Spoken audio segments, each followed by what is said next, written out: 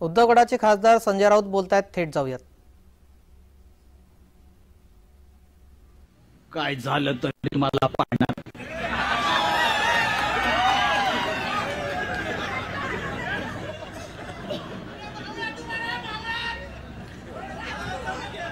आमच्या पाडापाडीत पडाल तर तुम्ही पडाल का अमोल?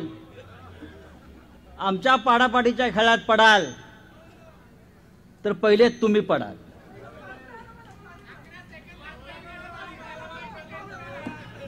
सांगायला पाहिजे, अरे डायरेक्ट बोला, असं इनडायरेक्ट कोणी बोलायचं नसतं, नाव घेऊन बोलायचं असतं. आमच्यात दम आहे.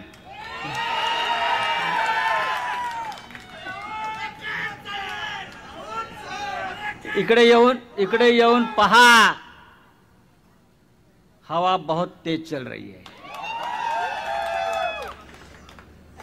हवा बहुत तेज चल रहा है अजितराव. टोपी उड़ जाएगी, टोपी उड़ जाएगी.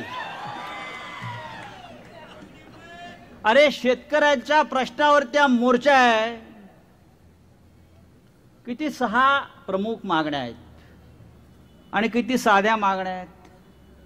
कांदा निर्यात बंदी तात्काळ उठवावी आणि कांदा निर्यातीसाठी कायमस्वरूपी धोरण ठरवावे.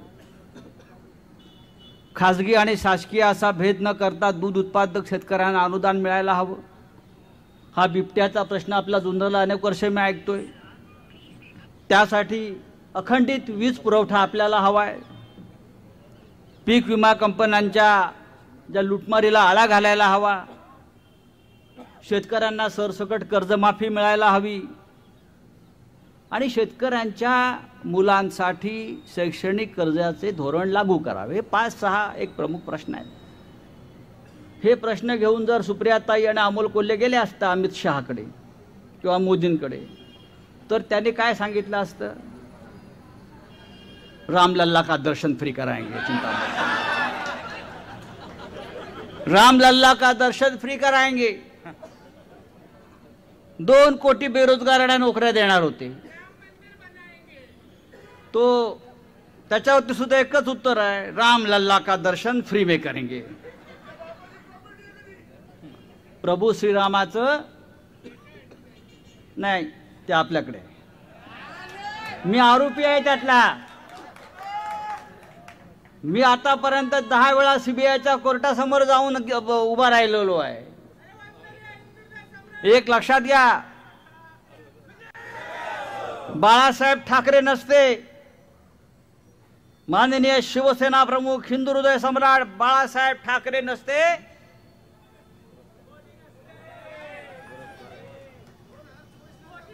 बाळासाहेब ठाकरे तेव्हा त्यावेळेला वाजपेयींना म्हणाले होते, लेकिन अभी मोदी आया तो देश गया. लक्षात घ्या, अत्यंत शहाणपणानं आपल्याला विचार करायचा आहे. आपण मगाशी काय म्हणालात? मशीन.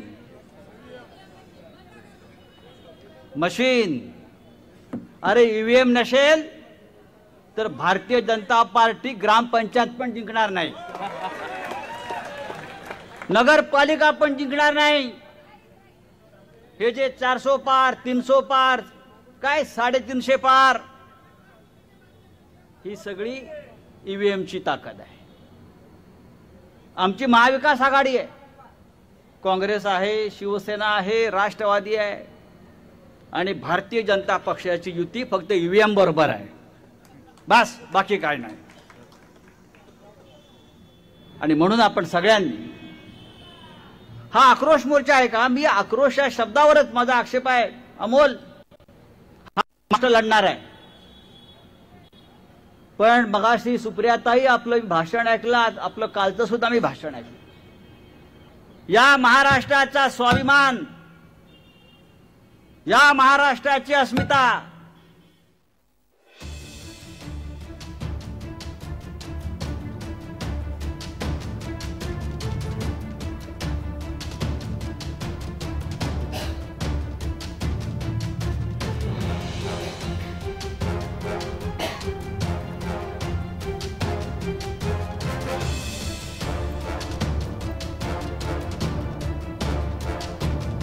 शेतकरी आक्रोश मोर्चाची पुण्यामध्ये सांगता झाली। यावेळी संजय राऊत बोलत होते।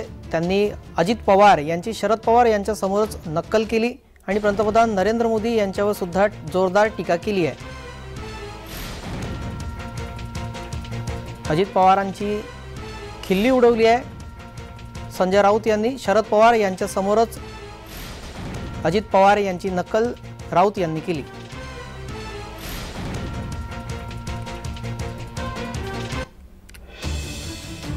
शेतकऱ्यांच्या काही प्रलंबित मागण्यांसाठी खासदार अमोल कोल्हे यांच्या नेतृत्वात हा शेतकरी आक्रोश मोर्चा काढण्यात आला। पुण्यामध्ये त्याची सांगता झाली। आज आणखीन 2 उद्योग गेले। एक टेस्ला मी काहीतरी वाचलं आणि सिंधुदुर्गमधला पाणबुडीचा उद्योग, म्हणजे कोकण असेल, विदर्भ असेल, मराठवाडा असेल, पुणे असेल, अरे त्यापेक्षा गुजरातलं सोन्यानं मरवून टाका ना एकदा। आमचं काही म्हणणं नाहीये। हिऱ्याचं मार्केट गेलं मुंबईतलं, काय काय नेणार आहात तुम्ही? अरे तुम्ही आमचे उद्योग नाल, पण या मराठी माणसाचं मनगाट आणि धैर्य कुठे घेऊन जा? आम्ही लढू आणि परत मिळवू सगळं। हा छत्रपती शिवाजी महाराजांचा महाराष्ट्र आहे। ज्या पुण्यामध्ये सभा चालली आहे त्या पुण्यामध्येच बाल शिवाजीनं, छत्रपती शिवाजी महाराजांनी सोन्याचा नांगर फिरून हा महाराष्ट्र उभा केला होता। हे आपल्याला विसरता येणार नाही। आणि हे तेच पुणे आहे मराठी माणसावर जे चाल करून आले त्याची बोटं इथेच छाटली या लाल महालामध्ये। तो मराठी माणसाला बोटं छाटता येतात। प्रसंगी अफजल खानाप्रमाणे कोथळा काढता येतो। धैर्य, शौर्य, अभिमान हे आमच्या रक्तामध्ये आहे। हिमालयानं साथ घातली का महाराष्ट्र धावतो, सह्याद्री धावतो। त्या सह्याद्रीशी अशा प्रकारे खेळण्याचा प्रयत्न करू नका, तुम्हाला गरम पडल्याशिवाय राहणार नाही। आणि मी खात्रीने सांगतो, हे सर्वे बिर्वे बाळासाहेब हे झूट आहे सगळं। 2024ला नरेंद्र मोदी प्रधानमंत्री होत नाही, लिहून घ्या। नाही होणार। या महाराष्ट्रामध्ये महाविकास आघाडीचं सरकार येईल आणि केंद्रामध्ये सुद्धा इंडियाचं सरकार येत आहे। ज्या प्रकारचं वातावरण या देशामध्ये आम्ही पाहतो आहे ते वातावरण अत्यंत आशादायी आहे। हे मध्य प्रदेश, हे राजस्थान, हे छत्तीसगड हा सगळा घपला आणि जुमला आहे। आता आपल्याला समजलेला आहे, आता बाप दाखव नाही तर श्राद्ध कर। आम्ही बघू आता। हे लोक म्हणतात नरेंद्र मोदी यांनी एअर इंडिया विकली, नरेंद्र मोदी यांनी ONGC विकलं, नरेंद्र मोदी यांनी काय काय विकलं, अजून सगळे सार्वजनिक उपक्रम विकले। नरेंद्र मोदींनी हे विकलं, ते विकलं, ते विकलं, देश विकला। पण त्याने काही गोष्टी खरेदी सुद्धा केलेल्या आहेत। त्याने कोर्ट खरेदी केलं, त्याने इलेक्शन कमिशन खरेदी केलं, त्याने महाराष्ट्रातले आमदार आणि खासदार खरेदी केले। त्याच्यामुळे हे विसरू नका की काही विकलं पण काही खरेदी पण केलाय आणि जे खरेदी केलंय त्याच्यावर तो राज्य करतो आहे। हे राज्य आपल्याला उलथवून टाकायचं आहे। मगाशी आपण बाळासाहेब ठाकरेंचा उल्लेख केला। बाळासाहेब ठाकरे अत्यंत परखड होते। माझं अख्खं आयुष्य त्यांच्याबरोबर गेलं। बाळासाहेब म्हणायचे की ज्या प्रकारचे राजकारण सध्या सुरू आहे, बोलू नये त्यापेक्षा वेशा परवडला म्हणायचे। निष्ठा आहे त्यांच्याकडे, निष्ठा आहे त्यांच्याकडे। आणि पैशाचं राज्य सध्या जे सुरू आहे हे राज्य या महाराष्ट्राला शोभणारं नाही आहे। अमोल कोल्हे यांनी इमान राखलं आपल्या नेत्यांबरोबर, आपल्या पक्षाबरोबर,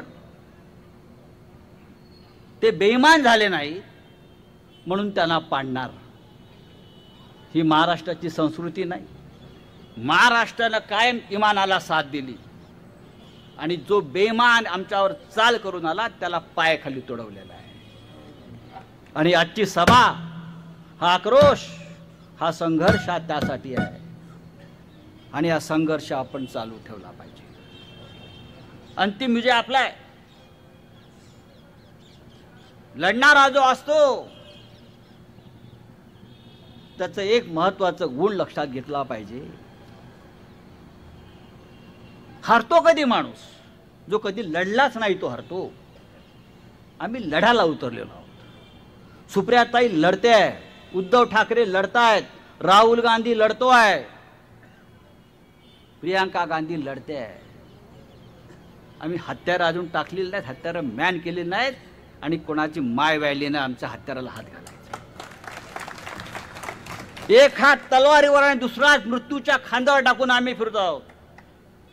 काय करणार तुमचं इडी विडी? येऊन गेले आमच्याकडे, येऊन गेले, घेऊन गेले, बंद करून झालं, पण आम्ही तसेच आहोत. आम्ही तसेच आहोत आणि तसेच राहणार. आणि ज्या कोठडीमध्ये आम्ही आहोत त्यात तुम्हाला घालणार. नाही घातलं तर बाळासाहेब ठाकरेंचं नाव सांगणार नाही. सुप्रिया, लक्षात घ्या, माणसानं सूड घ्यायला शिकलं पाहिजे. राजकारणामध्ये या देशासाठी, या राज्यासाठी जे आमच्या मुळावर आले त्यांचा जर आपण सूड घेतला नाही तर आपण हिंदू संस्कृती ही खड्ड्यात घातली. अरे भीमाने काय केलं? किचकाची मांडी फोडली ना. काय केलं? बाळासाहेब ठाकरेंनी सूड घेतलेले आहेत. आणि माननीय पवार साहेब, आपल्याला सुद्धा हे धोरण भविष्यात ठेवावंच लागेल. कोणी नाही, ओवाळण्या बंद झाल्या पाहिजे. जो आमचा मुळावर आला या महाराष्ट्राच्या, त्याच्याशी आम्ही संघर्ष करून लढू. आणि हा आक्रोश मोर्चाचं रूपांतर हे भविष्यामध्ये संघर्षाच्या यात्रेमध्ये व्हायला पाहिजे. संपूर्ण